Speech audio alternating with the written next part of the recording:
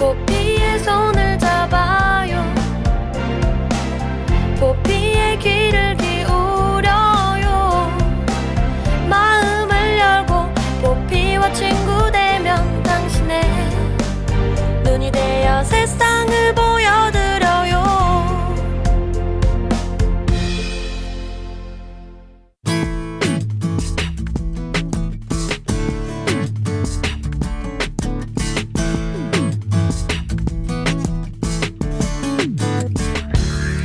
안녕하세요. 내 손을 잡아요 진행의 권순철입니다. 운동을 하다 보면요, 숨이 턱 끝까지 다 차서 도저히 더는 못하겠다 이렇게 포기하고 싶은 순간이 있습니다. 그런데 그때를 지나고 나서부터 운동의 효과는 나타납니다. 참 세상에 쉬운 것이 없죠. 일주일 중 딱 포기하고 싶을 마음이 들 만큼 이런 마음이 드는 목요일입니다. 하지만 포기하지만 마시고 하루만 더 힘내볼까요? 조금만 더 힘을 내서 달리는 오늘의 시간은 달콤한 주말로 보상받을 수 있을 겁니다. 3월 12일 목요일 내 손을 잡아요 출발합니다.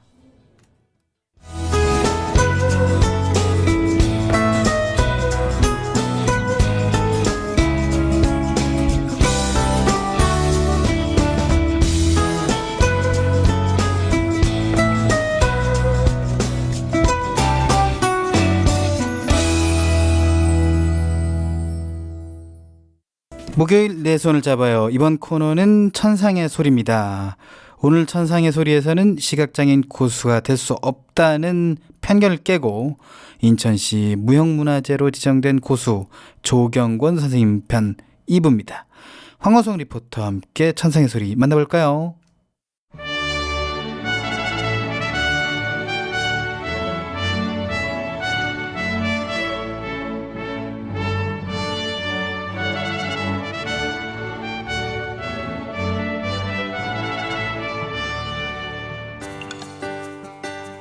안녕하세요. 라디오 탐방기획 천상의 소리 황호성입니다.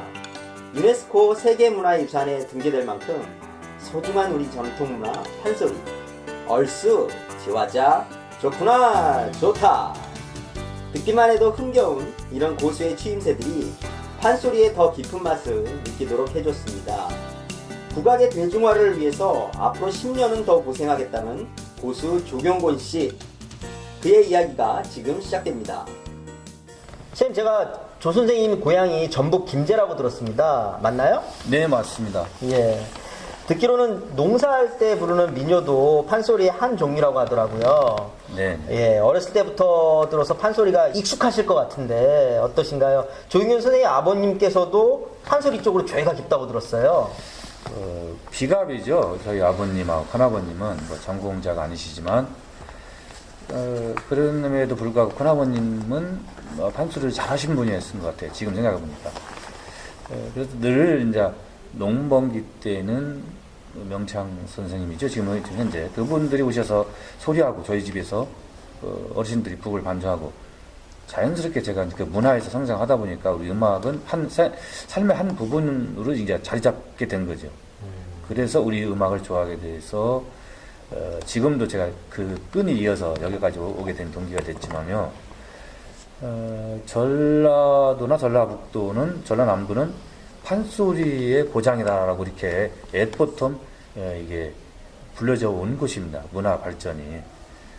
특히 저희가 사는 김제에서는 뭐 잔치나 뭐 축하 뭐 그 결혼식이나 늘 있으면 그 판소리가 함께 했습니다. 예, 뭐 사람이 돌아가시도 판소리가 함께 했어요. 반 매시면서도 소리가 나오고, 아낙네들이 뭐 논에서 일하시면서도 김 매는 소리, 뭐 농부가라는 춘향가의 한 부분이 있지만 이게 뭐 추수하면서 그 부르는 소리가 있거든요. 그럼 생에 나가실 때도 곡을 붙이면 그게 판소리가 되는 거예요. 심청가에 유엔 대목 각시분이 생에 나가는 대목도 있지만은, 그러니까 입만 벌어지면은 그분들은 그 조금 구사마하면 곡지만 붙이면 소리가 되는 거예요. 애기를 뭐 재우는 것도 어떻게 보면 뭐 그게 토속 민요가 더 뛰어넘어서 이제 전문화돼서 판소리로 이렇게 아마 이어진 것 같아요. 제가 뭐 그 문헌에는 없지만 깊이 들어가다 보면은 이게 숨소리부터 그게 전라도 분들은 말 태도가 판소리예요. 그런 속에서 성장하다 보니까 이제 저도 좋아하는 동기가 된 것이고요. 그래서 밀접한 문화적으로 관계가 깊어요. 그 지역이 김제라는 곳이. 그래서 지금까지 이렇게 제가 배우게 된 동기가 된 것 같습니다. 선생님, 오늘 공연이 고수 조경건 선생님께서 좋은 판소리와 고소리도 들려주지만 또 좋은 일로 지역에 어려우신 분들을 함께 음식도 함께 하잖아요. 그러면 예전에 고향에서 판소리 잔치가 열릴 때도 역시 마찬가지로 음식이 함께 했다고 하셨는데 오늘 그런 어렸을 때 추억에 감에 젖으실 것 같습니다. 네, 그렇습니다. 저 어린 시절에도 그 판소리가 있는 곳에는 술과 막걸리 또 고기가 늘 함께 있습니다. 또 고기가 있는 곳에 막걸리가 있는 곳에 소리가 한 대목 나오게 되고요. 그 다음은 또 북을 반주하는 분이 딱 나타납니다. 등장합니다. 또 같이 하나가 되는 거예요. 술과 막걸리와 관객들이 다 거기 그 속에 다 이제 모이들게 되는 거예요. 그럼 북이 있고 소리가 있고 막걸리가 있으면 그게 한 판이 벌어지는 겁니다. 실험판에 가서도 판소리가 이제 나오게 돼 있죠. 거기서는. 그러니까 어디나 가면은 판소리 없이는 우리 그 대한민국 국민이라면 누구나 시작하는 인생의 모든 출발점에서는 판소리와 함께 시작을 하는 것 같아요. 판소리는 종합문화예술이기 때문에 극도 되고 창극도 되고 뭐 여러 가지 시내에다 삼라만상의 소리가 들어있는 곳이 판소리이기 때문에 판소리가 등장하게 되면 그 모든 것은 다 들어있는 거예요. 선생님, 그러면 제가 번외 질문, 깜짝 질문 하나 하겠는데요. 판소리 하시는 분들 막걸리 좋아하시지 않나요, 대부분? 거축하게 또 막걸리도 한 잔 남자분 선생님들은 예. 좋아하시죠. 고수님은 어떠세요? 저도 뭐 이렇게 한두 잔은 합니다. 예. 다른 술은 못 먹습니다. 서양 술은. 우리 막걸리는 고구마 술, 쌀 막걸리 그런 정말 진짜 술은 먹습니다.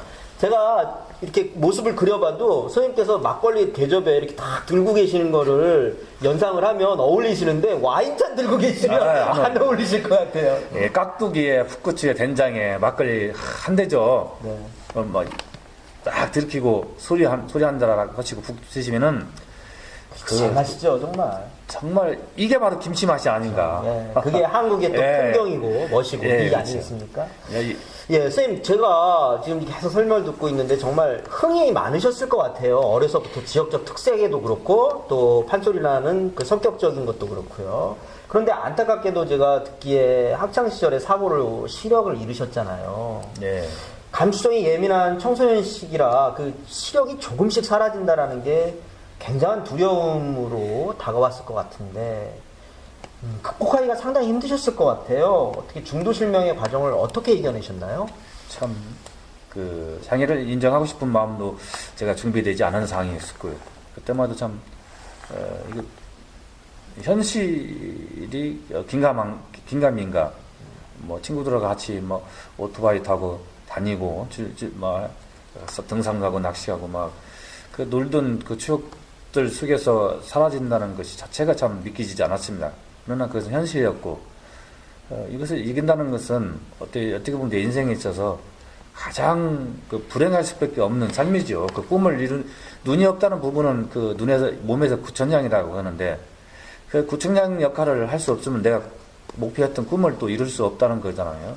그래서 그런 부분들을 그런데 판소리를 만나고 북을 만나니까 이제는 그 육신의 눈은 사라졌지만 그 세상의 눈을 뜨게 되니까 마음의 눈을 뜨게 되니까 더 기쁜 이런 좋은 음악이 있으니까 이걸 통해서 장애도 극복할 수 있는 계기가 주어지고 뛰어넘을 수 있는 도약의 힘이 이제 막 솟구치는 거죠. 그래서 어찌 보면은 제가 예술을 하지 않았더라면 그 장애 속에서 그냥 제가 세상 밖으로 못 나오질 것 같네요. 제가 지금 존재할 수도 없을 것 같아요. 그런데 음악을 통해서 세상으로 뛰어나오게 되고 그러다 보니까 나의 가치를 새삼 눈이 없으니까 더 깊은 나만의 가지고 있는 그 단점으로 장점을 만들어서 예술을 더 깊은 예술로 마음을 예술을 이게 더 접근할 수 있는 것이 아닐까. 그래서 그것이 더 이게 제가 장애가 있었지만은 그걸 예술을 제가 이게 뛰어넘을 수 있는, 극복할 수 있는 계기가 주어진 것 같아요. 네, 선생님께서 중도 실명의 과정을 아주 간단하게 요약해서 말씀하셨지만 얼마나 어려운 과정이었겠습니까? 감히 상상이 가지 않습니다. 그런 어려움을 극복을 하셔서 그러신지 몰라도 시각장애인은 고수가 될 수 없다는 국악계의 고정관념을 깨고 재작년 인천 무형문화재로 지정되셨어요. 늦었지만 축하드립니다, 선생님. 네네, 고맙습니다. 근데 무형문화재로 지정받기 위해서는 9차례나 되는 이론과 실기시험을 통과해야 하고 또 몇 년간 만만치 않은 실력과 노력이 필요하다고 들었습니다, 선생님. 도대체 연습량이 얼마나 된다는 건가요? 꿈속에서 북을 두드린다는 그 마음으로 참으로 어렵더라고 이게. 제가 지금도 웃으면 안 되는데 웃으면 안 돼. 꿈속에서 북을 두드려요, 선생님? 그렇죠. 이제 실제로 제가 이게 그런 것 같습니다. 부모님이 보고 싶어 그리워하면 열망하면 꿈에서 부모님 나타나시잖아요. 네. 죽었던 친척이 자기 지인들도 생각하면 꿈속에 나타납니다. 죽은 사람이 오는 게 아니라 그만큼 생각하면 그게 이제 어떻게 뇌와 연결돼서 꿈속에 나타나는 것 같아요. 북을 내가 지금 연주해야 되겠다는 어떤 큰 마음을 갖고 있으니까 꿈속에서도 그게 이제 연주하는 것들이 늘 보이는 거죠. 선생님, 꿈속에서도 북을 연주하는 정도의 그런 열정과 좋아해야 됩니다. 포기하지 않는 그런 선생님의 원동력은 뭔가요? 일단은 좋아하는 거지, 이제 우리 음악을. 좋아하기 되면 내가 낚시도 비가 오도 추워도 가지 말아도 가게 되거든요. 근데 내가 싫어하는 일은 날씨가 따뜻해도 그냥 집에서 잠자고 싶거든요. 내가 음악을 좋아하기 때문에 늘 생각하고 어떻게 하면 북을 반주할까 무대에서 그런 마음으로 갖고 있기 때문에 꿈속에서도 그게 이어져서 실제 상황처럼 북을 연주하게 되는 거죠. 간단 명료합니다. 열정은 곧 좋아하면 된다. 많이 사랑하고 좋아하면 그런 열정이 생기고 득음 또 고수의 자리에 오를 수 있는 원동력이 된다. 그런 말씀이시죠? 네, 그렇습니다. 저는 아직 득음까지는 아직 제가 평생에도 그것은 어렵습니다. 어렵지만은 그런 마음으로 제가 노력을 하고 있습니다.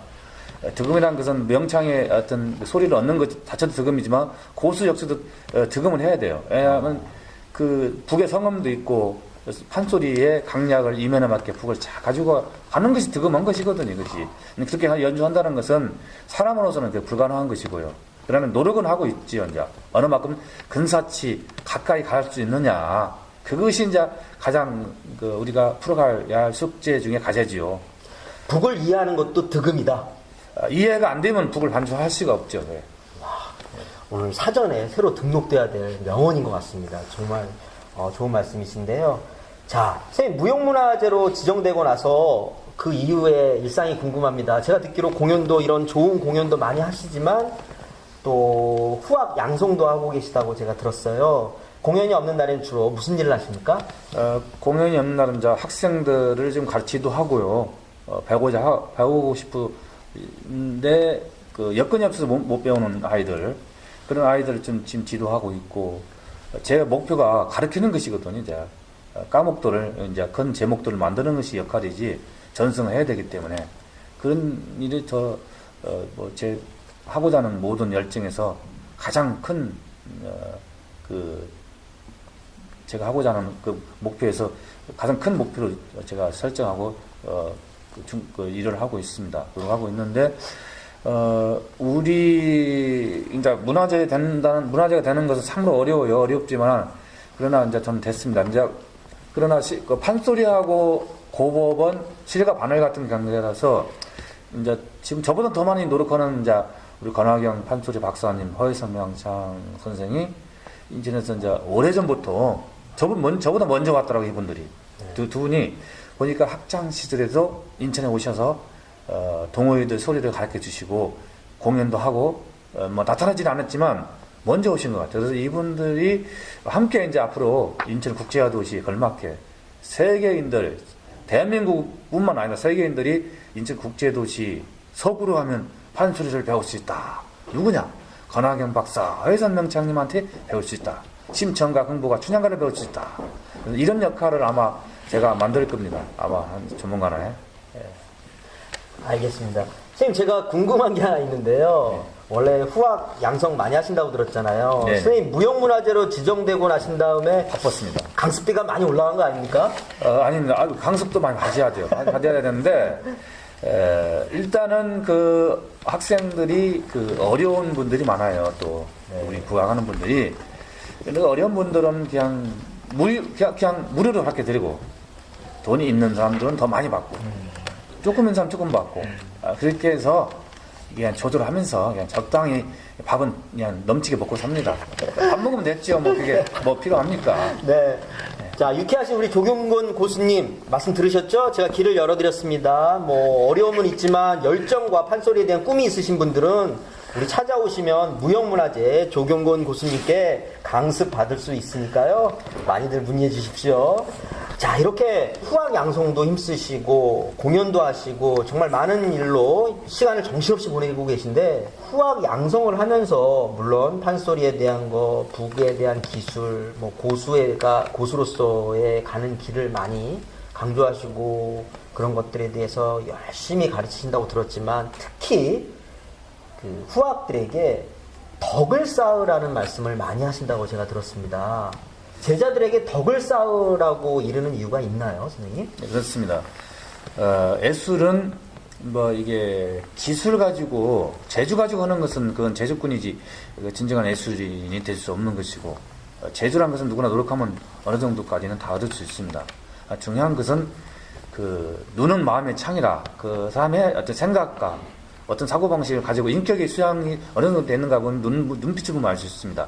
그렇듯이 덕을 쌓지 못하면 깊은 내면의 세계의 예술을 펼쳐야만이 깊은 예술이 나오는데, 그런 생각과 마음과 행동, 그 사람의 어떤 인격 수양과 그 모든 것들과 함께 이게 더 깊이 예술이 나오는데, 저도 마찬가지로 우리 권하경 박사님이나 하회선 명창도 제자분들을 인천 와서 가르치고 계실 때 저 같은 말씀을 하시더라고요. 인간이 되고 사람이 먼저 되고, 그리고 예술이 있는 거지, 사람이 되지 않으면 예술은 재주꾼에 불과하지 않다. 이분들도 그렇게 저희 전수관 와서 학생들 지도할 때 이렇게 하시더라고요.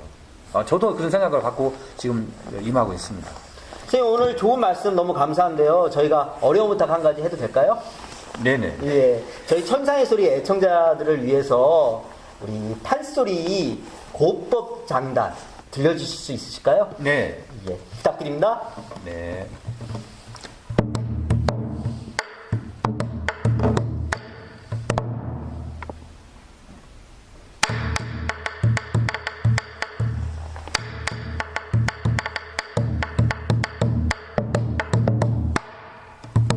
어이, 좋다. 천상의 소리 애청자 여러분들, 얼씨구 좋다. 새해 복 많이 받으세요. 네, 감사합니다. 네. 조경곤 고수님의 새해 인사, 늦었지만 특별한 인사죠. 고수님과의 인터뷰를 마무리하고 오늘 축하 공연에서 판소리를 들려주실 권하경 교수님을 만나보겠습니다. 네, 지난주에 잠깐 나오셔서 우리 판소리 춘향과 이해 잘 할 수 있도록 곡 해설 잘 해주신 우리 명창 권하경 교수님 자리에 함께 하셨습니다. 안녕하셨어요? 네, 안녕하세요. 네. 또 뵙게 돼서 반갑습니다. 예, 저도 정말 반갑습니다. 선생님 지난주에 설명 잘 해주셔서 춘향가 귀에 쏙쏙 들어오게 저희가 잘 이해했습니다. 우리 조경곤 고수와 공연을 자주 해서 그런지 개인적으로도 친분이 있다고 하던데요. 어떤 인연이 있으신 거예요? 네, 우리 조경곤 보이자 선생님하고는 인연이 오래전부터 정말 많은 세월 동안 있었습니다. 그래서 우리 선생님 뵙고 너무너무 훌륭하고 존경스럽고 그 또 예술에 가야 될 정신자세가 너무너무 훌륭하셔서 그 또 보면서 힘도 더 많이 되고 앞으로 제가 가야 될 길에 더 많은 또 각오를 하게 됐습니다. 네, 선생님 제가 듣기로 그 두 분께서 공연을 많이 하셨지만 특히 판소리 홍보가 완창 공연을 함께 하셨다고 들었어요. 네네. 그게 어떤 의미에서 어려운 건가요? 이제 완창이라고 하는 것은 사실은 쉬운 일은 아닙니다. 처음에서 끝까지 단편을 끝까지 이어가는 그 완창 무대의 소리는 시간도 길지만은 또 함께 그 음악 구성, 또 문학 구성, 또 우리 고법 선생님과 함께 같이 가야 되는 그 음악 구성을 이뤄가야 되기 때문에 엄청난 그 공력이 필요하고 그렇거든요. 시간이 길다 하시면 어느 정도나 되죠? 길게로는 8시간 반부터 그다음에 6시간 반, 5시간 반, 3시간 이렇게 되겠습니다. 우리나라 오바탕이 판소리. 선생님 그럼 공연하시다가 식사하셔야겠어요. 그러니까요. 근데 이제 밥은 못 먹고 예. 중간에 잠깐 이제 그 의상을 또 한번 보여드리고 싶잖아요. 그래서 잠깐 의상 교체만 하는 시간 갖고 바로 또 들어가게 됩니다. 대단한 체력을 요구하겠네요. 그렇죠. 그 이제 꾸준히도 노력을 하지만 또한 그 완창을 준비하는 단계에서는 더 많은 그 시간과 기운과 또 모든 거기에 필요한 체력 관리부터 해가지고 다 들어가서 준비를 하게 됩니다. 그러니까 그 판소리 중에서도 흥보가 같은 완창 공연을 함께 하려면 고수와의 호흡이 더욱 중요하겠네요. 그렇죠. 그래서 교수님과 함께 공연 전에 많은 세월을 거의 우리가 석 달 열흘이라고 하지 않습니까? 100일 공부라고 해서 개인적으로도 100일 공부를 혼자도 연습 많이 들어가고 또 스승님 찾아가서 바꾸기도 하지만 또 우리 고수 선생님과 함께도 많이 호흡을 맞춰야 되기 때문에 또 그런 공부를 많이 같이 가죠. 네. 지금 여러 가지 우리 조 고수님과의 공연하면서 감정을 같이 연대하는 것들 또 뭐 호흡 말씀을 하셨는데 자 그런 의미에서 조경건 고수와의 호흡이 어떠시다고 생각하십니까? 정말 우리 조경건 보유자 스님께서는 심한으로 마음으로 다 느끼셔서 얼마나 몇천 배를 노력하시겠습니까? 그래서 그냥 뭐 특별하게 고민하지 않고 너무너무 행복하게 감사함으로 하게 됩니다. 선생님 제가 호흡을 여쭤봤는데요. 말씀을 피하시는 것 같습니다. 네, 호흡이 네. 일부러 맞추려고 맞춰지는 게 아니라 자연스럽게 그 호흡과 함께 또 그런 공력과 함께 기운과 함께 맞아떨어져 갑니다. 그 혼이 맞다고 해야 될까요? 네, 너무도 감동스럽고 하면서 그래서 더 많이 어떤 사설에 대해서는 울기도 되고 막 소리하다가 감동이 격해서 창자가 울음도 참아야 되는데요. 못 참을 때가 많습니다. 예, 그 하나로 탁 떨어져서 기운이 맞아졌을 때 우리 조경건 모의자쌤하고는 그게 많이 오는 것 같습니다. 지금 이 말씀하시면서도 우리 교수님께서 눈물이 벌써 글썽글썽 하신데 그런 호흡이 결국엔 감정인데 그거를 말로 표현하기보다는 자연스러운 오랜 세월과 연습을 통해서 자연스럽게 오신다는 말씀이시죠? 그렇죠, 네. 알겠습니다. 예. 자, 제 끝으로 한 가지만 더 여쭙겠습니다, 교수님. 오늘 조경건 선생님과 판소리 춘향가와는 조금 색다른 공연을 준비하고 있다고 들었습니다. 어떤 곡인지요? 네. 우리 허혜선 선생님께서 김세종지 춘향가를 지금 완창 준비를 또 하는데요. 또 이제 거기 깜짝으로 또 인천에 또 제가 판소리 명창으로서 이런 좋은 큰 일에 또 우리 조경건 선생님하고 같이 이 무대를 준비를 했는데요.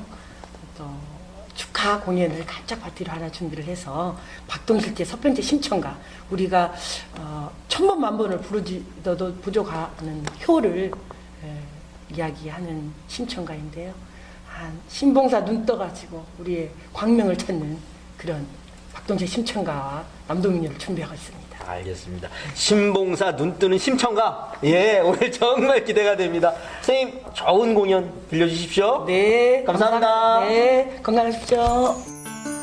판소리 춘향가를 열창하셨던 허혜선 명창은 섬세하고 여성적인 소리를 냈다면 권하경 명창의 소리는 반대로 힘있고 남성적이라고 할 수 있습니다. 명창들의 소리는 나름대로 독특한 맛이 있는데요. 그렇다면 권하경 명창과 조경건 고수의 하모니는 어떤 맛을 낼까요? 권하경 명창과 조경건 고수가 들려주는 신청가 들어보시겠습니다.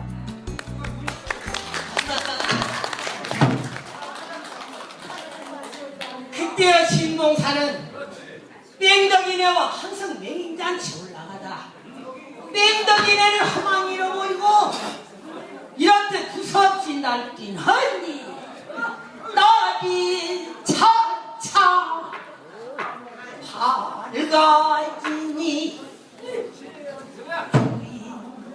불러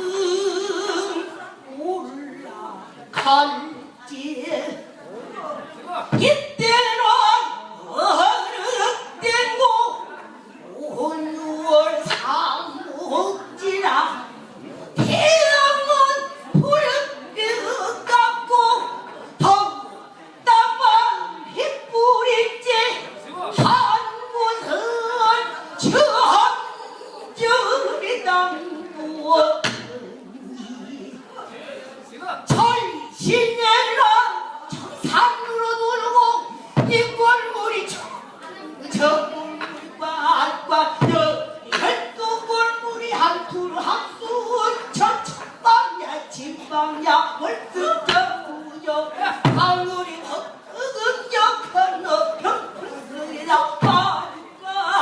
꽝꽝 말주 때려 사물렁거려 피우다가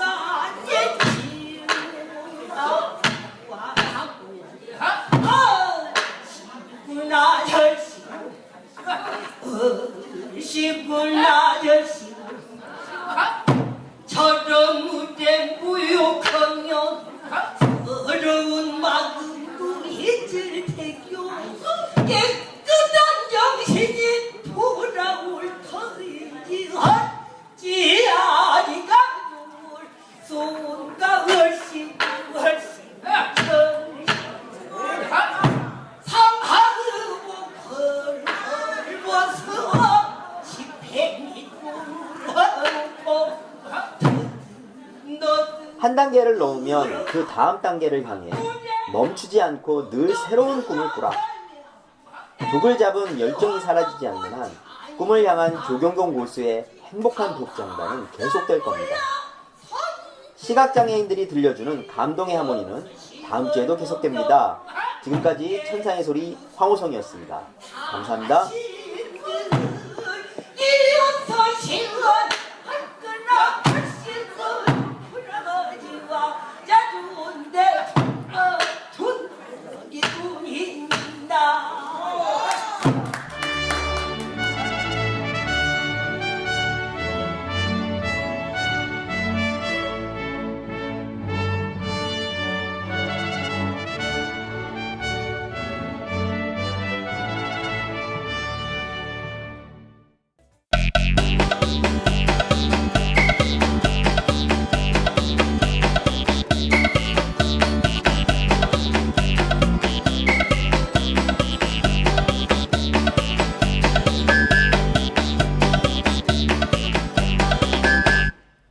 (3월 10일) 목요일 내 손을 잡아요. 이번 코너는 시각장애인 또는 관련 분야에 종사하는 비장애인 또는 시각장애인의 주변인들과 전화통화를 통해 그들의 생활을 엿보는 코너입니다. 청취자 여러분의 울고 웃는 사연을 직접 들어보는 시간, 아무 주제나 좋습니다. 편하게 수다 떨어봅시다. 여보세요? 네, 여보세요? 네, 안녕하십니까? 네, 안녕하세요. 네, 자신의 소개를 좀 부탁드리겠습니다. 네, 저는 네오엑서스라는 시각장애인용 보조기기 업체에서 근무하고 있는 장성길이라고 합니다. 네, 반갑습니다. 자, 즐거운 오후잖아요. 목소리를 좀 높여주세요. 많이 좀 다운돼 있어요. 네, 긴장되게 계시군요. 오늘 뭐 아침에 별일이 좀 있으신 모양인데. 자, 그래요. 자, 네오엑세스라는 회사, 뭐 친근한 분들도 계십니다만은 그 회사가 뭐지? 이렇게 생각하시는 분들도 있을 것 같아요. 회사 소개 좀 부탁드리겠습니다. 저희 회사는 2011년도 정도부터 이제 설립되는 법인 회사인데요. 네. 저희 회사 제품들로는 뭐 한글 윈도우 아이즈라는 스크린 리더 제품이나 리드 이지 무브 같은 OCR 독서기 같은 여러 가지 종류가 있으세요. 뭐 독서 확대기들도 있고 다양한 제품을 가지고 있는 법인 회사입니다. 네, 저희 네. 대표님도 시각장애인이시고 직원들도 뭐 대다수의 시각장애인이 근무하고 있는 회사죠. 네. 근데 본인은? 네, 저는 비장애인입니다. 네, 비장애인이시고, 그럼 거기서 하는 일이 어떤 일인가요? 제가 보조공학사 업무를 하고 있어요. 그래서 일단 마케팅 업무를 같이 하고 있고요. 네. 그래서 뭐 간단한 행정들 업무라든지 보조기 교육이나 설치, 납품 이런 업무를 종합적으로 하고 있습니다. 네. 어쩐지 뭔가 영업사원의 냄새가 불씬 나는 네. 멘트가 인상적입니다. 현재 직장에 다니시는 지는 얼마나 되셨어요? 이제 한 2년 좀 넘어서 3년째 돼가고 있어요. 3년차 네오엑세스에서 일하고 계신데, 그러면 어떻게 시각장애 관련 회사에 들어가게 됐는지도 궁금하네요. 저 같은 경우는 좀 특이하게 네. 대학교 전공 자체가 이쪽 계열이었어요. 뭐 대구대학교의 재활공학과를 이제 전공을 해서 보조기기 쪽 관심을 가지고 있는 상태였는데 네. 대학교 졸업하고 관련 팀을 이제 알아보다 보니까 이제 지금 대표님이 계시는 네오엑서스를 알게 됐죠. 굉장히 좀 우연적으로 그러게요. 그렇게 됐네요. 사실 근데 말이죠. 직원들이 대표님 혹은 사장님, 뭐 회장님 이런 얘기를 입 밖으로 잘 꺼내지 않는 경우가 많거든요. 근데 이 장성길 씨 같은 경우에는 대표님 이렇게 말씀하시는 거 보니까 대표님과 좀 친근감도 있으시고 대표님은 굉장히 좋아하는 게 아닌가 하는 생각도 들거든요. 저가 대표님 저희 회사는 좀 그게 좀 다른 회사들하고 좀 다른 것 같아요. 굉장히 좀 가족적인 분위기가 좀 강해서 다 같이 점심 먹고 뭐 이야기나 커피 마시면서 이야기도 하고 그 시각장애인용 보드 게임 피퍼라는 것도 다 같이 하면서 좀 놀고 막 그러거든요. 네. 그래서 저희 회사는 뭐 물론 업무를 하다 보면 수직적인 관계도 많이 있긴 하지만 네. 그런 회사는 일할 때는 그렇고 뭐 그 이외에는 뭐 되게 형 동생하면서 친하게 지내는 편인 것 같아요. 그래요. 저도 모르는 사이가 아니기 때문에 그 대표님과 그 회사에 가끔 들르면 정말 가족적이라서 뭐 회사에서 막 저 간단하게 와인도 한 잔씩 하고 네. 피자도 먹고 뭐 그런 생각이 나긴 나는군요. 그래요. 이 질문이 좀 어려운 질문이긴 한데 시각장애 관련 일을 하면서 고민이 되거나 어려운 점은 무엇인지 좀 궁금하네요. 저 같은 경우에는 아까 말씀드린 것처럼 전공이 이제 보조기기 쪽이어가지고 학교에 있을 때부터 장애에 대해서 어느 정도 알고는 있다고 생각을 하고 사회를 나왔던 편인데 네. 그래도 시각장애인에 대한 기본적인 지식이 좀 부족했던 것 같아요. 그래서 네. 초반에 같은 경우에는 시각장애인과 같이 동행하게 되면 뭐 보행에 대한 이제 기술적인 부분이랄까요? 에티켓이나 그런 부분 좀 많이 부족했고 저희 생활하다 보면 또 시각장애인 분들이 이제 부딪히는 경우도 많아요. 커피 뜨거운 거 가지고 다니다가 부딪히는 그렇죠. 경우도 있고 그런데 네. 그런 부분이 초반에 좀 많이 어려웠던 것 같아요. 그래요. 자, 장성길 씨의 개인적인 얘기를 잠깐 나눠보도록 하겠습니다. 뭐 요새 좀 관심사가 뭔가요? 제가 나이가 이제 있는지라 이제 슬슬 결혼을 생각을 하고 있거든요. 요즘 결혼이 좀 시도 좀 급한 것 같아요. 급하시다. 나이가 어떻게 되십니까? 실례지만. 나이 올해 30입니다. 네. 30인데 이제 결혼이 관심사시다라는 말씀이시죠. 네. 근데 상당히 결혼을 일찍 생각하고 계시네요. 그렇죠. 이제 열심히 벌어서 열심히 가정을 꾸려야죠. 그래요. 그러면 뭐 여자친구가 있으시단 말씀이신가요? 결혼이 관심사라면 여자친구가 있고 이제 결혼을 관심을 둬야 되는데. 여자친구가 없어서 결혼이 급한 거 같아요. 보통 이게 거꾸로. 네. 결혼을 빨리 해야 되겠다. 좋은 여자랑. 네. 그러기 위해서는 여자를 만나야 한다. 뭐 이런 네. 포지션을 가지고 계시군요. 자, 알겠습니다. 뭐 제가 볼 때는 먼저 연애를 하신 후에 결혼 생각을 하셔도 늦지 않을까 하는 생각도 들어보겠는데 말이죠. 네. 자, 장성길 씨 뭐 앞으로 네오엑세스에서 어떤 역할을 하실 거고 개인적으로는 어떤 또 계획 가지고 계세요? 저 같은 경우에는 일단 뭐 납품을 위주로 나뉘고 교육을 나가다 보니까 네. 장애인분들을 만나는 경우가 많아요. 그렇죠. 직접적으로 만나게 되는데 저희 회사 같은 경우에는 이제 제품을 가지고 찾아뵈는 경우가 많은데 이제 인력도 약간 부족하기도 하고 여건이 전국으로 다니다 보니까 일일이 찾아뵐 수 없는 경우가 많이 있게 되더라고요. 현실적으로. 그렇죠. 그래서 일단 저희 회사 자체는 제가 좀 더 뛰더라도 그런 부분을 한 분이라도 더 만나서 하는 게 일단 제 회사 다니면서의 목표고요. 네네. 일단 그리고 궁극적으로는 저희 회사 열심히 커가야죠. 그래서 더 많은 시각장애인 분들도 같이 근무를 할 수 있는 그렇죠. 회사를 만들고 싶어요. 네. 자, 오늘 말씀 여기까지 듣겠습니다. 고맙습니다. 네, 감사합니다. 네, 지금까지 장성길 씨와 함께했습니다. 여러분은 지금 KTV 인터넷 라디오 내 손을 잡아요 함께하고 계십니다.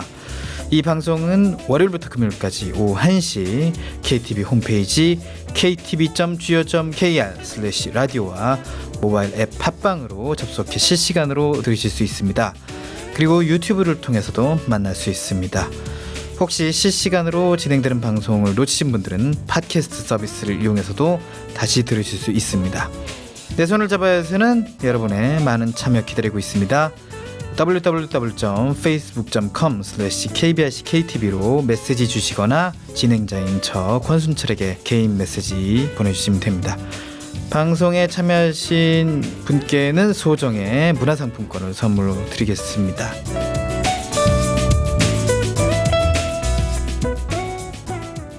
목요일 내 손을 잡아요 함께하고 계십니다. 시각장애인들이 보고 싶은 다양한 영상문화 콘텐츠들을 해설해드리는 영상 해설 진행하겠습니다. KTV4P 채널에서는 매일 각각 다른 주제로 영상 해설을 방송하고 있습니다. 매주 목요일은 그림도 보고 살아요 시간입니다. 예술작품에 대한 해설과 역사 그리고 작품에 얽힌 다양한 이야기를 풍성하게 전해드립니다. 임성원 영상해설사가 준비하고 있습니다. 안녕하세요. 그림도 보고 살아요. 그림 이야기해주는 남자 임성원입니다. 지난주에 경칩이 지나서 이제 봄인가 했는데 웬걸요? 화요일부터 다시 겨울인가 싶을 정도로 갑작스러운 한파가 와서 넣어뒀던 두꺼운 패딩을 다시 꺼내서 입고 다녔는데요. 봄은 여자의 계절이라 그런지 날씨도 여자의 마음처럼 때로는 따뜻했다, 때로는 매섭게 차가웠다 그런가 봐요. 네. 아무튼 따뜻한 봄이 오고 꽃이 피는 그날까지 건강 잘 챙기시고 환절기 감기 조심하시길 바라겠습니다.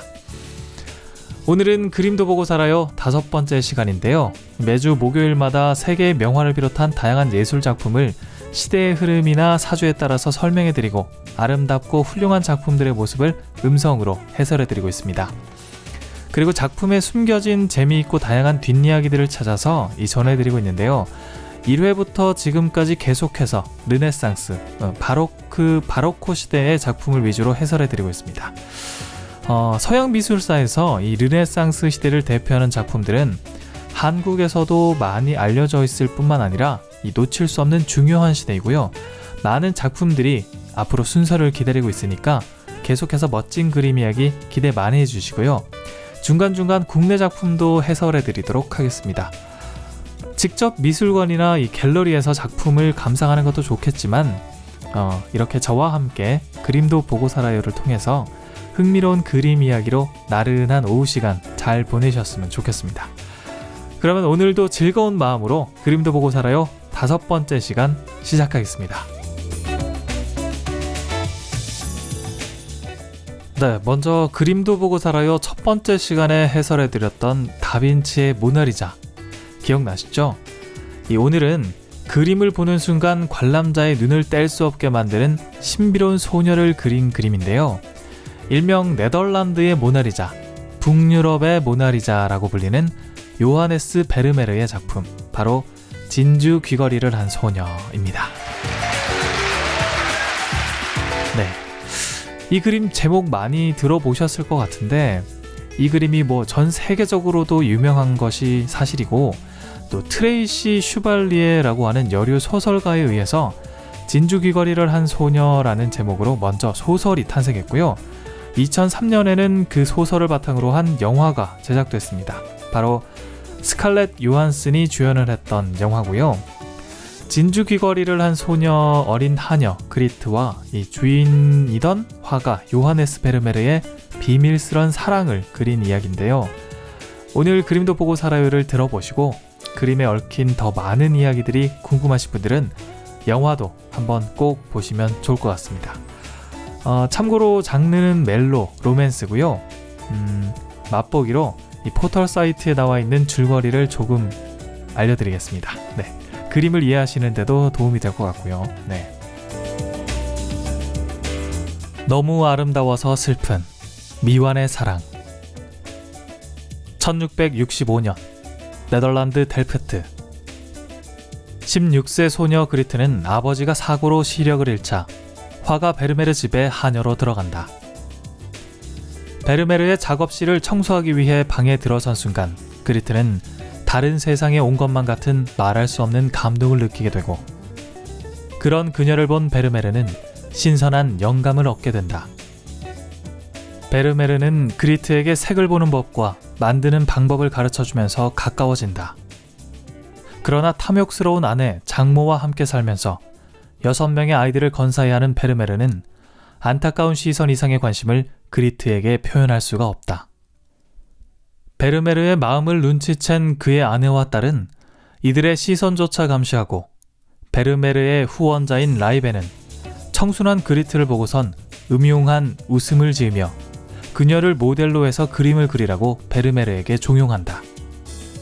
그리트를 지키기 위해 필사적으로 애쓰는 베르메르와 하녀라는 신분 때문에 안타까운 눈빛만 보낼 수밖에 없는 그리트. 그럴수록 베르메르는 신비하고 오묘한 그녀의 매력에 더욱더 빠져들게 되는데, 네, 줄거리는 여기까지인데요. 줄거리만 들어봐도 뭔가 막 보고 싶어지고 그림 또한 궁금해지고 막 그런 것 같아요. 저는 이 영화를 봤던 것 같은데 그래도 시간이 되면요 다시 한번 찾아서 보고 싶어지네요. 어쨌든 소설로도 만들어지고 영화로도 만들어진 만큼 많은 이야기와 또 유명한 그림이니까 바로 설명으로 들어가도록 하겠습니다. 먼저 요하네스 베르메르는 1632년에 태어나서 1675년까지 살다가 43, 그 당시라고 하더라도 조금 이른 나이에 생을 마감했는데요. 당대에 유명했던 렘브란트, 프란스 알스와 함께 네덜란드의 황금시대죠. 17세기를 대표하는 대가 중에 한 명입니다. 작품의 유명세에 비해서 이 베르메르에 대해서는 생각보다 많은 것들이 알려져 있지는 않은데요. 당시 화가들의 다른 화가들에 비해서 그림을 그렸던 주제도 어느 정도 이렇게 한정적으로 정해져 있었고, 작품의 수도 많지 않고 또 작품의 크기 또한 대형 작품이 아니라 작은 사이즈의 작품이 많이 있습니다. 하지만 베르메르의 그림은요, 이 빛의 표현이 정말 예술적이라고 보시면 될 것 같아요. 정교하게 구성된 공간 안으로 이 햇빛이 들어와서 실내에 있는 사람과 사물들을 더 사실적인 모습으로 보이게 하는데요. 친숙하면서도 뭔가 신비로운 이런 표현들이 그림을 보는 사람의 시선을 뗄 수 없게 만든다고 합니다. 아마 이러한 특별한 개성을 가진 상징적인 이미지를 만들어낸 것이 바로 베르메르 그림의 특징인 것 같아요. 네. 또 그런 이미지들이 우리가 살아가는 현대인의 감각에도 잘 맞아떨어져서 지금까지도 많은 사람들이 그의 그림을 좋아하는 것 같습니다. 네, 저도 개인적으로 굉장히 좋아하는 그림이고요. 네. 또 베르메르는 결혼을 했었는데요. 20여 년의 결혼 생활을 하면서 무려 15명의 자녀를 낳았는데 4명은 어려서 죽었다고 합니다. 네. 그 당시 네덜란드 가정의 평균 자녀 수가 2명 정도였다고 하는데 베르메르는 15명이나 낳았다고 하니까 정말 대단하죠. 네. 부부 사이가 아주 좋았나 봅니다. 네. 또 그에 비해 보면 작품 수는 그렇게 많이 그리지는 못한 것 같습니다. 네. 그 이유는 이 베르메르가 그림을 그리는 속도가 느려서 그랬다는데요. 1년에 평균적으로 2점에서 석 점 정도 그림을 그렸고, 이 3대 화가로 인정받은 만큼 작품 가격은 조금 비싼 편이었지만 많이 그리지 못해서 생계를 이어가기에는 힘들었다고 합니다. 그리고 현재 남아있는 요하네스 베르메르의 작품 중에서 이 진품, 진위 논란이 없는 확실한 그림은 유화 32점뿐이라고 하고요. 그 중에서도 제작 연도가 분명한 작품은 석 점밖에 없고, 이 다른 작품들은 제작 시기에 대해서 이 양식의 변화를 통해서 추정하고 있을 뿐이라고 합니다. 요하네스 베르메르에 대해서는 이 정도로 설명해 드리겠습니다. 이제 본격적으로 진주 귀걸이를 한 소녀에 대해서 해설해 드릴 텐데요. 작가명은 요하네스 베르메르, 국적은 네덜란드고요. 작품명 진주 귀걸이를 한 소녀, 제작 연도는 1666년경으로 추정하고 있습니다. 작품 크기는 세로 44.5cm, 가로 39cm인데요. 네, 생각했던 것보다 작죠. 네, 저도 생각보다 작아서 조금 그랬습니다. 네. 소장하고 있는 곳은 마우리츠 하이스 왕립미술관입니다. 네. 서두에서 살짝 언급해 드렸지만 이 베르메르의 생애에 대해서는 잘 알려진 것도 적고 또 작품에 대한 정보도 그리 많은 편이 아닌데요. 베르메르만큼이나 이 베일에 쌓인 것이 또 하나 있습니다. 바로 진주 귀걸이를 한 소녀, 이 작품의 주인공인 소녀가 정확하게 누구인지 알려지지 않았다는 것입니다. 이 바로 모델이 어떤 사람인가, 네, 궁금증을 자아내고 있는데요. 전문가들은 이 그림 자체가 초상화가 아니다 라는 얘기도 있고요. 초상화가 아니라 트로니일 것이다 라고 추측한다는 이야기도 있는데, 이 트로니라고 하는 건요, 군인이나 이국적인 의상을 입은 외국인과 같이 이 뚜렷한 특징을 가진 인물들을 묘사하는 훈련을 하기 위해서 그렸던 가슴 높이의 인물화를 말한다고 합니다. 뭐 어쨌거나 그런 이야기도 있다는 거니까 참고하시면 될 것 같고요. 먼저 이 전체적으로 봤을 때 진주 귀걸이를 한 소녀의 배경은 칠흑같이 검정으로 되어 있고요. 이 어두운 배경 속에 그려져 있습니다. 베르메르의 그림에서 배경은 아주 중요한 역할을 하는데요. 그 이유는 이 배경에 그려져 있는 다양한 것들이 그림을 해석하는 그 실마리를 제공해주는 유일한 소재이기 때문이라고 합니다. 하지만 방금 말했듯이 진주 귀걸이를 한 소녀의 배경에는 아무것도 없고 이 어두운 검은색 배경만 그려져 있습니다. 그래서 아무것도 해석하거나 또 실마리를 찾을 수 없어서 오히려 감상하는 사람들의 호기심이 더 강하게 자극되는 것 같습니다. 어두운 배경에서 한 줄기 빛을 받고 있는 이 알 수 없는 소녀의 모습은요, 사실 이 배경 덕분에 한층 더 빛이 나고 이 신비로움을 더해서 시선을 집중시키는 효과가 있는데요. 소녀의 전체적인 모습은 고개를 살짝 뒤로 돌려서 어깨 너머 정면을 바라보고 있습니다. 그러니까 그림을 관람하고 있는 사람 쪽을 보고 있는 건데요. 시선도 역시 그림을 보는 사람과 아이 컨택을 하는 것처럼 이 또렷하고 반짝이는 눈동자로 응시하고 있습니다. 그러니까 제가 다시 설명하자면, 그림 안에서 고개를 돌려서 그림 바깥을 본다고 생각하시면 됩니다. 근데 제가 본 그 눈빛, 이 소녀의 눈빛은요, 한 번 마주치면은 떼기 힘들 정도의 묘한 눈빛이라고 말씀드리고 싶어요. 네. 이러한 느낌이 소녀의 눈이 커서 더욱 부각된다고 하고요.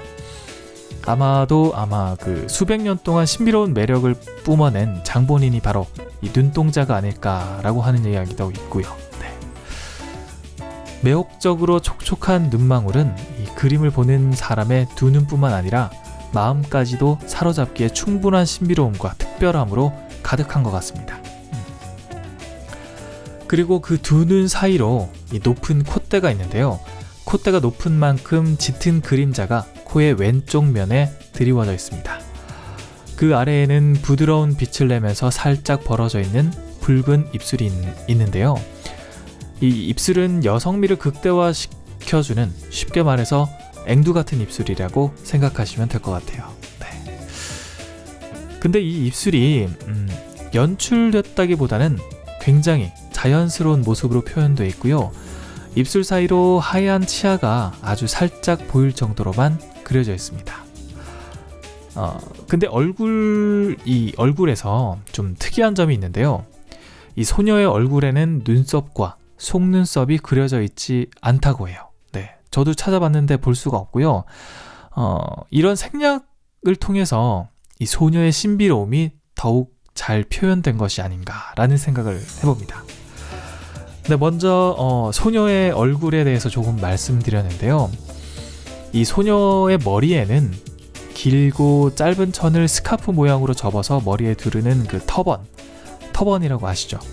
그 터번을 두르고 있는데요. 소녀가 한 터번은 에메랄드빛과 황금빛의 색깔처럼 보이는 파란색과 노란색의 터번입니다. 이런 노란색과 파란색은 그 베르메르가 가장 사랑했던 색깔이라고 하는데요. 솔직히 저는 이 그림을 딱 봤을 때 이 파란색의 터번과 소녀의 눈동자, 그리고 살짝 벌어진 입술, 이렇게 세 곳이 눈에 딱 들어와서 아주 강한 인상 깊은 이미지로 기억된 것 같아요. 그녀가 입고 있는 옷도 그 옷의 컬러, 즉 옷깃만 보이는 흰색 옷 위에 또 황금색의 어떤 그런 천으로 된 옷을 입고 있는데요. 피부 색깔과 또 배경색을 제외하고는 파랑과 노랑, 그리고 빨강의 간결한 색채들로만 조화롭게 그려져 있습니다. 그래서 뭔가 이렇게 복잡해 보이지 않는 그림이고요. 굉장히 단순하면서도 강렬한 느낌을 주는 그림입니다.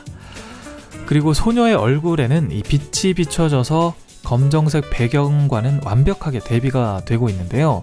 아무래도 이 작가의 강한 의도가 담겨 있는 것 같아요.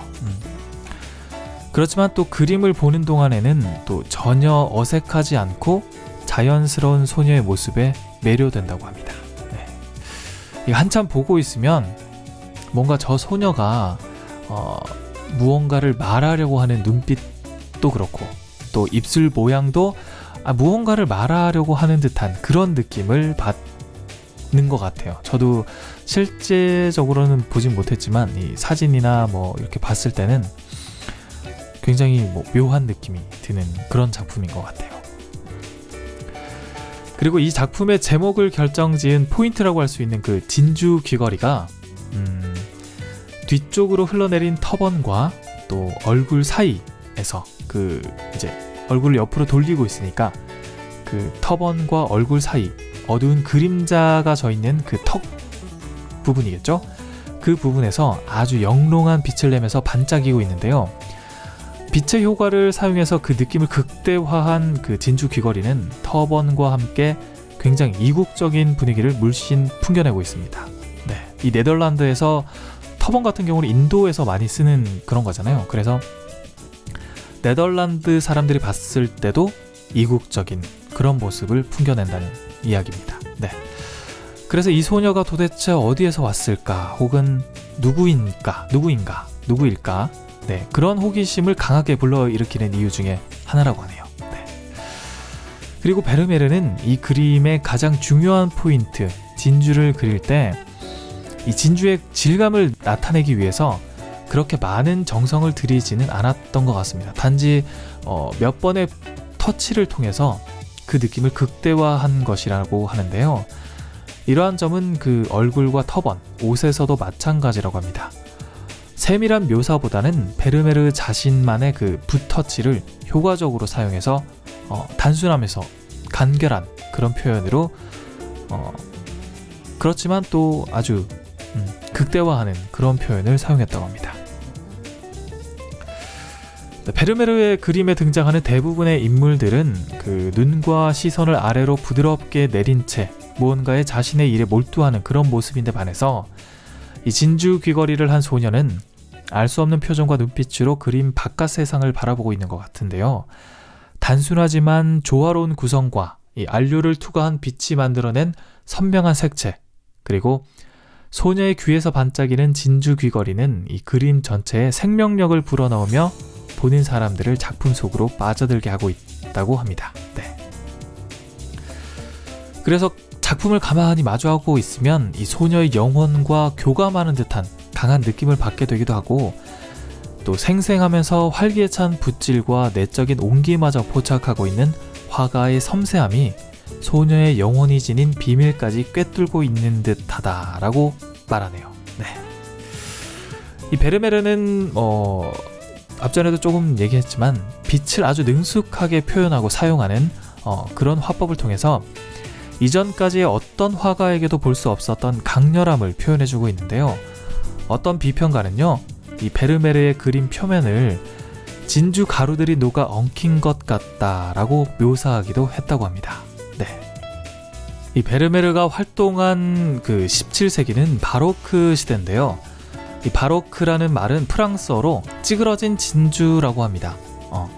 네, 역동적이면서 명화의 대비를 극대화시키는 데 중점을 둔 유럽의 미술 양식인데 하지만 베르메르는 이 빛의 극대화를 표현했다라기보다는 자연스럽게 속삭이는 듯한 빛으로 표현했는데요.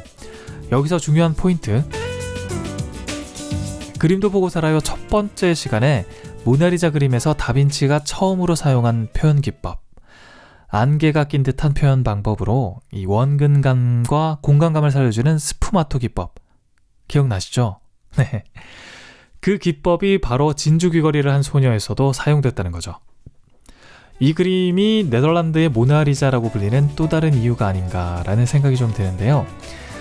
이 그림에서는 그 색깔 사이에 경계 없이 자연스럽게 칠해서 형태의 윤곽을 없게 표현하는 기법이라고 설명되어 있습니다. 역시 다빈치의 영향력이 후대 그림에도 계속 드러나고 있습니다. 오늘날까지도 말이죠. 네. 그리고 베르메르는 그 일상적인 모습을 그림에 많이 담았는데요. 아무래도 경제적인 여건 때문에 주변에 있는 많은 그 사람들이 배우가 모델이 될 수밖에 없었던 것 같고요. 진주 귀걸이를 한 소녀의 경우는 그 비밀스러운 사랑을 품었던 소녀에 대한 애정이 담겨 있어서 그림이 더욱 따뜻하고 부드러운 빛으로 표현된 것이 아닐까 하는 생각을 해보면서 오늘 그림 해설 마치도록 하겠습니다. 오늘 제가 준비한 작품 요하네스 베르메르의 진주 귀걸이를 한 소녀는 여기까지인데요.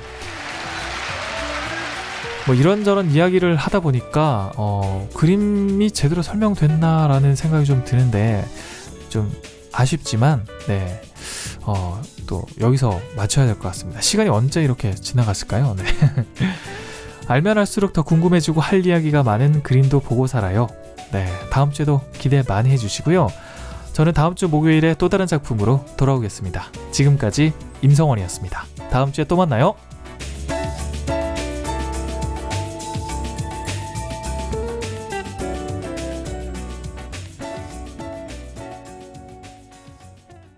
네, 3월 12일 목요일 내 손을 잡아요. 저희가 준비한 소식은 여기까지입니다. 내일은 포피 초대석이 준비되어 있고요. 저는 다음 주 월요일 다시 뵙겠습니다. 지금까지 진행의 권순칠이었습니다. 함께해 주신 여러분 고맙습니다.